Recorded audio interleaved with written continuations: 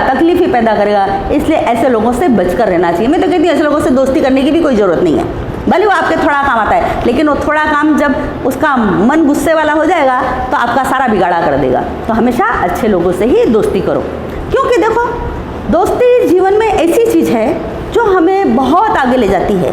और हमारे जीवन में दो लोगों का सक्सेस होता है, हाथ होता है, एक तो आपके पेरेंट्स का और एक आपकी मित्र का।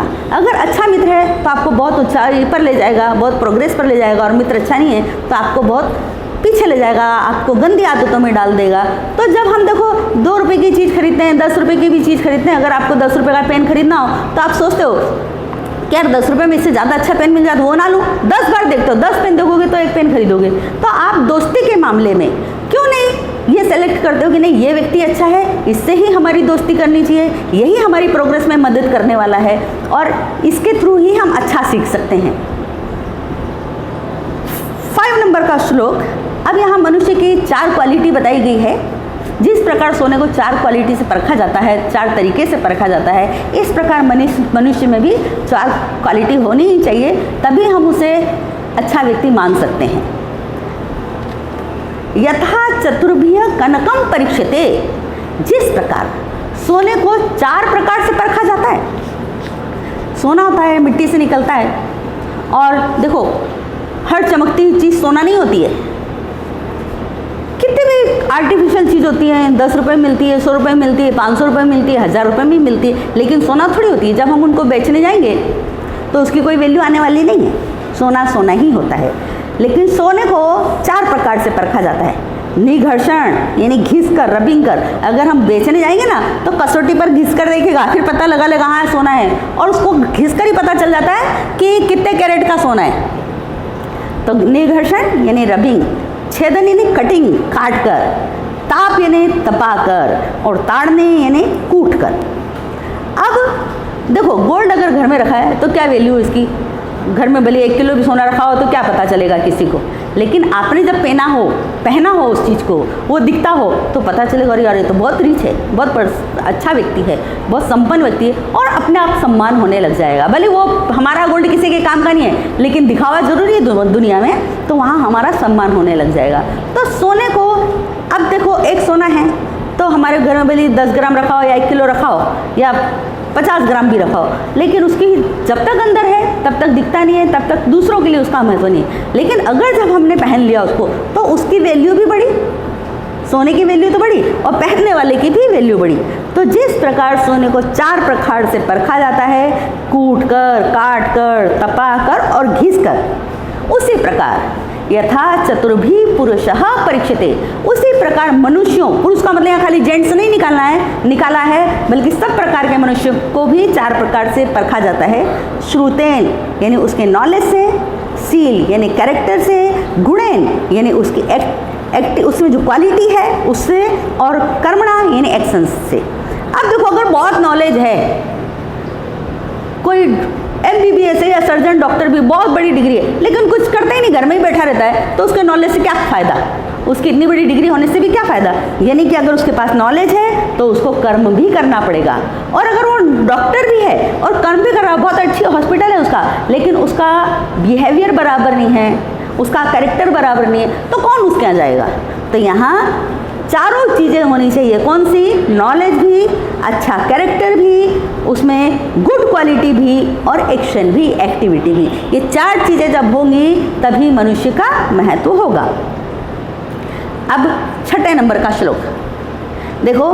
श्लोक तो इसमें 4 लाइन गई है, लेकिन हमारे लिए समझना वो बड़ी बात है कि ये चारों जो लाइन है उसमें जिन लोगों के बारे में कहा गया है वो क्यों कहा गया है। आपतसु राम, समरेषु भीमः, दानेषु कर्णश्च, नयेषु कृष्णः, भीष्म प्रतिज्ञा परिपालनेषु, विक्रांत कार्येषु भवांजनेयः।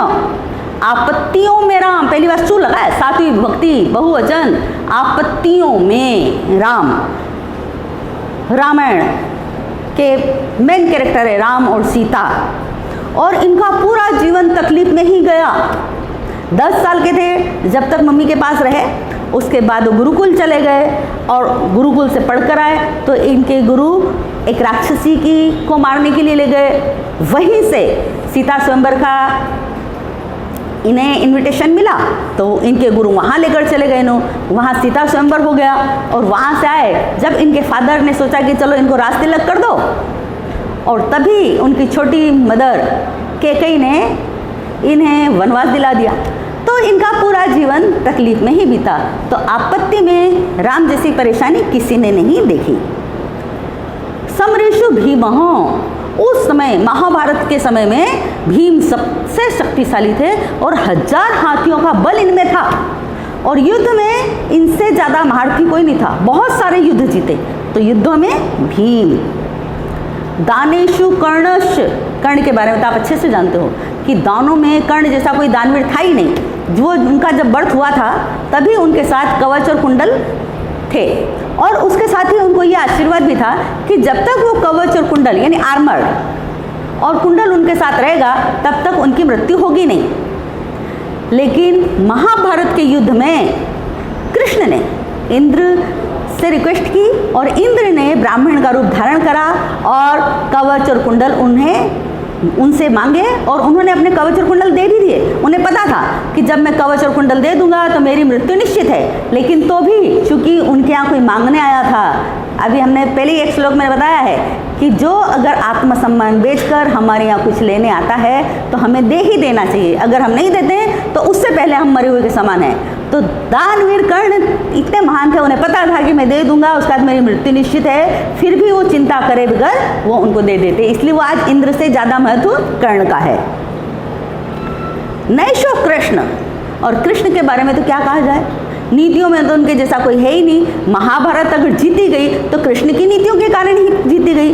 तो देखो कृष्ण ने, अभी मैंने बताया कि कृष्ण ने इंद्र से रिक्वेस्ट की और इंद्र ने ब्राह्मण का रूप धारण करके कर्ण के कवच और कुंडल मांग लिए। क्योंकि महाभारत के युद्ध में एक भीष्म, द्रोणाचार्य और कर्ण, 3 ऐसे कैरेक्टर थे जिनको हराना बहुत ही मुश्किल था और उनके जो वीक पॉइंट कृष्ण को पता थे। इसलिए कर्ण से तो कृष्ण ने क्या करा, छल से कवच और कुंडल ले लिए तो उनको कमजोर कर दिया। अब भीष्म पितामह ने ये प्रतिज्ञा की थी कि मैं किसी लड़की के सामने या महिला के सामने शस्त्र उठाऊंगा ही नहीं। तो उन्होंने, कृष्ण ने क्या करा, महाभारत के युद्ध में श्रीखंडी को खड़ा कर दिया जो आधा स्त्री और आधा पुरुष था। भीष्म पितामह ने उसके सामने तीर चलाया ही नहीं और खुद घायल हो गए। और इसी प्रकार उन्होंने द्रोणाचार्य को भी हराया। द्रोणाचार्य को इस प्रकार हराया कि द्रोणाचार्य का जो पुत्र था उसका नाम था अश्वत्थामा। अब यहाँ इन्होंने, पांडवों ने अफवाह उड़ा दी कि अश्वत्थामा मर गया, अश्वत्थामा मर गया, और एक्चुअल में था ये कि पांडवों के युद्ध में या पांडवों की सेना में एक हाथी था जिसका नाम था अश्वत्थामा और उसकी डेथ हो गई थी। तो फिर ये जब अफवाह उड़ाई कि अश्वत्थामा मर गया, अश्वत्थामा मर गया, तो उधर से वो द्रोणाचार्य ने कहा कि नहीं, मैं नहीं मान सकता इस बात को कि अश्वत्थामा मर गया। ये जब तक धर्मराज युधिष्ठिर नहीं कहेंगे तब तक मैं मानने वाला नहीं हूँ। तो फिर युधिष्ठिर से पूछा गया तो युधिष्ठिर ने कहा कि हाँ मर गया। उसने के दिमाग में क्या था, अश्वत्थामा। फिर द्रोणाचार्य ने क्वेश्चन किया कि इंसान या जानवर, तो इन्होंने कहा, युधिष्ठिर नहीं, मुझे नहीं पता। और इस प्रकार फिर वो थोड़ा वीक पड़ गए, कमज़ोर पड़ गए। इस प्रकार उन्होंने तीनों को कमज़ोर किया और बाद में वो महाभारत जीती। तो नैशु कृष्ण, कृष्ण की नीतियों से साथ किसी की नीति नहीं। नीति खेलने में कृष्ण की महारत हासिल कर रखी थी कृष्ण ने। भीष्म प्रतिज्ञा परिपालनेषु, भीष्म जो थे उन्होंने प्रतिज्ञा का पालन आजीवन किया। जीवन में जो प्रतिज्ञा उन्होंने की उसका पालन किया। अब भीष्म की जो मदर थी उनका नाम गंगा था और पिता का नाम शांतनु था। अब गंगा बचपन में ही इनको छोड़कर चली गई थी। हम पूरी स्टोरी नहीं पढ़ेंगे क्योंकि पूरी स्टोरी में तो काफ़ी लंबा टाइम जाएगा, हमें खाली श्लोक ही समझना है।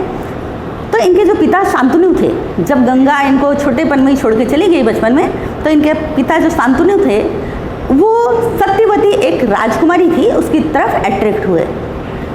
अब शादी की जब बात हुई तो सत्यवती के जो फादर थे उन्होंने ये शर्त रख दी कि देखो, राजा का जो बड़ा पुत्र होता है उसको राजगद्दी मिलती है, तो मैं आपसे अपनी पुत्री का विवाह नहीं कर सकता हूँ, क्योंकि ऑलरेडी आपका जो पुत्र है भीष्म, उसी को राजगद्दी मिलने वाली है। तो इस कारण उसने शांतनु से सत्यवती का विवाह करने से मना कर दिया। तो इस प्रकार शांतनु फिर दुखी होने लगे, और ये चीज़ जब भीष्म को पता चली कि रीज़न क्या है, पापा आजकल थोड़े दुखी रह रहे हैं, तो फिर उन्होंने जाना और उनको पता चला कि रीज़न ये है। तो उन्होंने अपने फादर से बोला, आप चिंता क्यों करते हो, मैं शादी नहीं करूँगा, और मैं शादी नहीं करूँगा तो ये सारी प्रॉब्लम आएगी ही नहीं, और शादी नहीं करूँगा इसलिए मुझे राजपाट भी नहीं चाहिए। तो यानी कि उन्होंने एक प्रतिज्ञा की कि मैं शादी नहीं करूँगा, आजीवन उन्होंने विवाह नहीं करा। दूसरी प्रतिज्ञा थी कि हस्तिनापुर जब तक अच्छे समझदार लोगों के हाथ में नहीं जाएगा तब तक मैं मृत्यु को प्राप्त नहीं करूँगा, क्योंकि उनके वरदान था इच्छा मृत्यु का। और जब पांडव जीत गए, उन्हें राजतिलक कर दिया गया, तब उन्होंने मृत्यु का वरण किया। विक्रांत कार्येषु भवांजनीय, और बहादुरी के काम में आंजनेय, आंजनेय ने अंजनी के पुत्र यानी हनुमान जी के मदर जो थी उनका नाम था अंजनी। और हनुमान जी के बारे में तो आप अच्छे से जानते हो कि जब छोटे से थे तभी वो सूर्य को एप्पल समझकर उसके पीछे दौड़े थे खाने के लिए। और उसके बाद जब रामायण में रावण और राम के बीच में युद्ध हो रहा था और लक्ष्मण जी घायल हो गए, तब हनुमान जी से कहा गया भाई ये जड़ी बूटी उस पर्वत से लेकर आओ। तो वो गए तो सही, और जब वो पर्वत के पास गए तो जड़ी बूटी भूल गए कि मुझे कौन सी जड़ी बूटी लेनी है। तो फिर उन्होंने क्या करा, पूरा पहाड़ी उठाकर लेकर आ गए। तो हनुमान जी की बहादुरी के बारे में कुछ कोई कह नहीं सकता है। तो यहाँ जो महान लोग हैं उनके बारे में कहा गया है, आपत्तियों में राम, युद्धों में भीम, दानों में कृष्ण, नीतियों में श्री कृष्ण, भीष्म प्रतिज्ञा पालन करने में और बहादुरी के काम में आंजनेय जैसा कोई नहीं है। आंजनी के पुत्र यानी हनुमान जी जैसा कोई नहीं। 7 नंबर। अब 3 प्रकार के लोग हैं हम, लोएस्ट, मिडल और बेस्ट, और ये हम में से ही बनते हैं। तो तीनों के काम देखो, और ये इसलिए रखा है कि हमें अगर हम गरीबी में हैं तो मिडिल क्लास में, और मिडिल क्लास में आए तो फिर हमें आगे बढ़ने की कोशिश हमेशा करते रहना चाहिए। प्रारब्धे न खलु विघ्न भय नीचे हो। जो लोअर कैटेगरी का व्यक्ति होता है, लोएस्ट व्यक्ति जो होता है, वो कभी भी परेशानी आएगी इस कारण कोई काम शुरू ही नहीं करता है। चल रहा है जैसा जीवन, कौन परेशानी मोड़ उठाए, तो वो जैसे ही चलता है चलाता ही रहता है।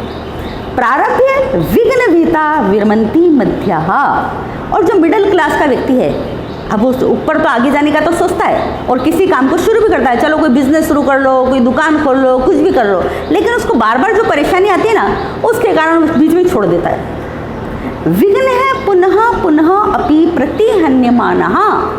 विघ्न के बार बार आने पर भी उसे फेसिंग करना, उससे फाइट करना, उसको पीछे धकेल कर खुद आगे बढ़ जाना।